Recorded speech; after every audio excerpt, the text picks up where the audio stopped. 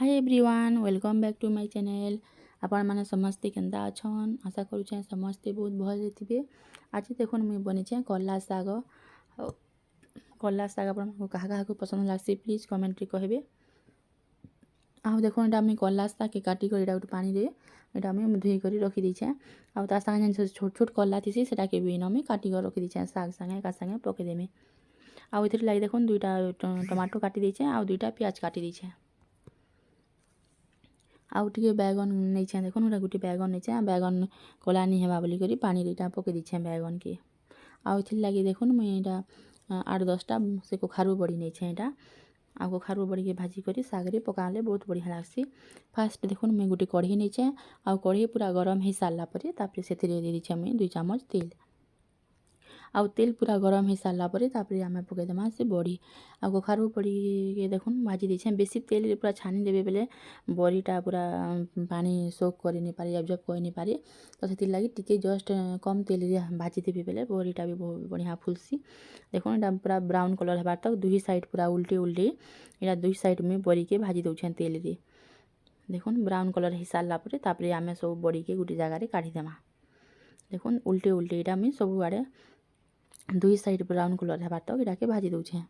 आ देखो बड़ीटा पूरा भाजी हो सारा पर तापर मुई गोटे गिनारे सबके काढ़ी दीछे।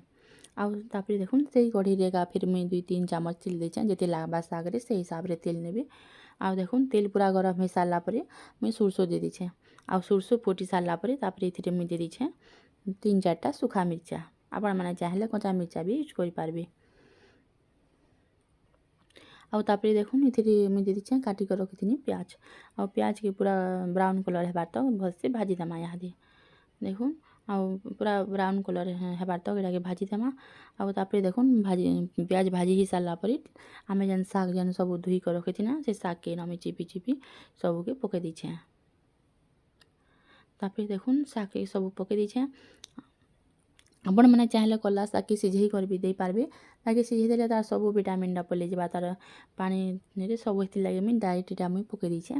आउ डायरेक्ट पके देबे तेल लेबेले भी सिझी कला साग सिझबाले बेसी टाइम नहीं लागे तो से लगे मुई नहीं सिझे न आउटा डायरेक्ट मुई तेल रे पके दीछे। आपण मैंने चाहेले सिझे कर भी कला साग के दे पारबे। आउ तापर जेन आमे बैगन काटी कर रखी थी ना से बैगन के भी मुई सबके पके दीछे। देखो आउ तापर जेते लागबा टेस्ट हिसाब रे से हिसाब रे एटा मुई गोटे चम्मच एटा मुई नून दे दीछे। आउ सबके भल से पूरा देखो घाटी दीछे बस से मिक्स कर देमा सबके। आउ एटा कवर कर देमा 5-6 मिनट तक। आउ साग रू भी पानी बाहरसी बैगन रू भी पानी बाहरसी तो हेति लगी एटा सिझी जिबा से पानी रेगा। आउ देखो एटा मुई 5-6 मिनट पर चेक करूछे। देखो पूरा सिझीगलान आमर सागटा भी। आउ देखो बैगनटा भी टिके सिझीगलान। देखो सबके एटा मुई टिके केची दउछे बैगन के। आउ जेन आमे कला छोट छोट कला भी मुई काटी कर पके देथिनी तो सेति लगी सबके टिके केची दउछे। आउ तापर जेन आमे टमाटो काटी कर रखिथिना से टमाटो के भी मुई पके दीछे।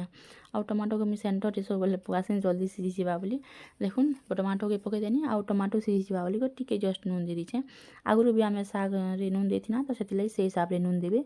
आउ तापर जेन आमे जेन बड़ी भाजी कर रखिथिना से बड़ी के मुई टिके ना गुण करी कर दे दउछे कुटकुटी करी करी। आउ एटा के ढापी देमा आधा घंटा भी जल्दी सिझी जिबा हेति लगी 2-4 मिनट फिर एटा के कवर कर देमा। आउ देखो 2-4 मिनट पर मुई एटा कवर खुली कर देखुछे। देखो सब सिझीगलान हमर आधा घंटा भी सिझीगलान सबके टिके केची दीछे। देखो आउ रेडी हो गला हमर कला साग बहुत इजी बहुत पूरा कम टाइम रे रेडी हो जासी। आउ एटा खाइबार लागि भी हमर देहर लागि भी बहुत हेल्दी पूरा। आपण माने भी एंदा करी घरे थरे सिउ ट्राई कर देखो। देखो रेडी हो गला कला साग बहुत जल्दी पूरा सिझबार लागि भी बेसी टाइम नहीं लागे। आउ देखो रेडी हो गला हमर कला साग एटा खाइबार लागि भी जते भल लागसी आउ हमर देहर लागि भी बहुत हेल्दी। देखो रेडी हो गला पूरा केते जल्दी। आउ आपण मानकु जदि वीडियोटा भल लागिथिबा बेले प्लीज वीडियो के टिके लाइक कर देबे। आउ फैमिली फ्रेंड्स मानक संगे टिके शेयर कर देबे। आउ जेन माने हमर चैनल रे नवा देखुछन मोर चैनल के टिके सब्सक्राइब कर देबे। आउ सब्सक्राइब करले हमर वीडियो रा सब नोटिफिकेशनटा आपण मानकर पाके पलि आबा। तो देखुन केते जल्दी रेडी हो गला कला साग एंदा करी आपण माने भी घरे थरे सिउ ट्राई कर देखुन बहुत बढ़िया लागबा। आउ हमर देहर लागि भी बहुत हेल्दी। रखुछे फ्रेंड्स देखा मा गोटे वीडियो रे बाय बाय।